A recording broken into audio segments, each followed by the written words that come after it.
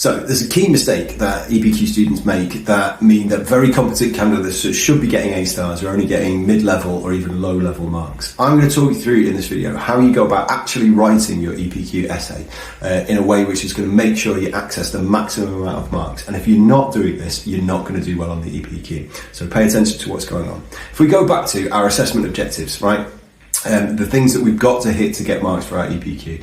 This week I'm going to talk about AO2 specifically and AO3. So AO2 is to do with your use of resources, how you actually use your sources and the research that you've got. And AO3 is your develop and realise assessment objective. It's worth the most amount of marks of any of the assessment objectives. Now with this one, the thing that we're concentrating on here is the actual realise bit. The develop bit is to do with how you've kind of changed your project as you go through, how you've managed the project. But AO3 for this week, we're talking about realising the project, which means actually writing the essay. So if we have a look at what is actually said in the mark scheme, right, here we go, here's AO2, what the top level marks are, 7 to 10 marks for AO2, and here's AO3, what the top level marks are for AO3. Let's just read a couple of bits of those because they're going to be useful to us. For AO2, it says, evidence of detailed research involving the selection and evaluation of a wide range of relevant resources and critical analysis and application of the resources with clear links made to appropriate theories and concepts. So that's how you get top level marks for AO2. For AO3, let's just have a look at this bottom bit here.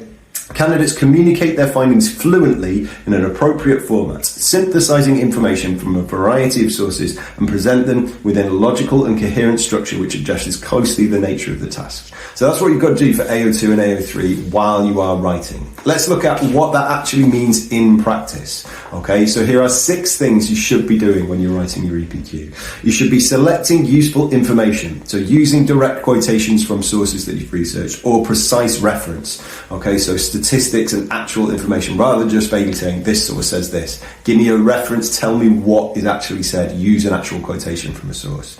Then you've got to evaluate your sources. Now this means that you are looking at your different sources and working out the limitations of them. Have a look in the how to research your EPQ video that I've done before, and that'll tell you about evaluating your sources. But you're basically looking at, are they old? Are they out of date? Are they not quite proving the point that you want to make? Is there something about the author that's a little bit biased or something like that? What's the limitations of your source? Okay, if you talk about that, here's the information, but it's got a bit of a limitation to it, you're going to get marks for doing that in AO2. You've got to actually analyse the information. So rather than just providing a quotation, you've got to tell me what it actually tells you. What is useful about that quotation, right? And that's going to help you with your critical analysis and application, right, in the AO2 bit. For the AO3, we've got 3 things down at the bottom. From number 4, communicate fluently. So it's got to sound good, right? You need to sound academic in your style. You need to be using sophisticated, interesting vocabulary as you're writing. It needs to sound like you are an intelligent, sophisticated and mature student, right? You've got to connect sources together. So it talks about synthesizing information for AO3. That means this source tells me this source tells me this, therefore I can work this out, right? So you've got to try and draw information together from different sections, right, and different places. And lastly, you've got to make sure that you are answering the question which addresses closely the nature of the task. So you've set yourself a hypothesis, set yourself a question. Is this information that you're providing relevant to the actual question that you are asking? Right? If it's not relevant, then don't include it, right? We don't need to know extra stuff. It just needs to be information that is answering your question.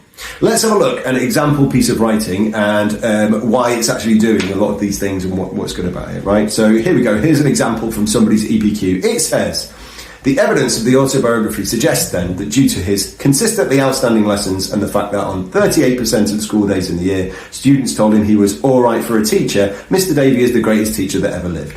However, the natural bias of an autobiography is balanced by other sources such as Mrs. Davey's blog, in which she asserts that he is a bloody idiot of a man. Now, in that bit there, we've got precise quotation from a source. We've got an evaluation of that source and noting that it's going to have some sort of bias to it, right? We've got a point that is made about the source, right? But then we're tempering it by comparing it to a different source. So this source says this, but somebody else disagrees with it. It's naturally biased, so we can draw this conclusion to it. If you're doing all of those things as you're writing, you've got no problem getting maximum marks.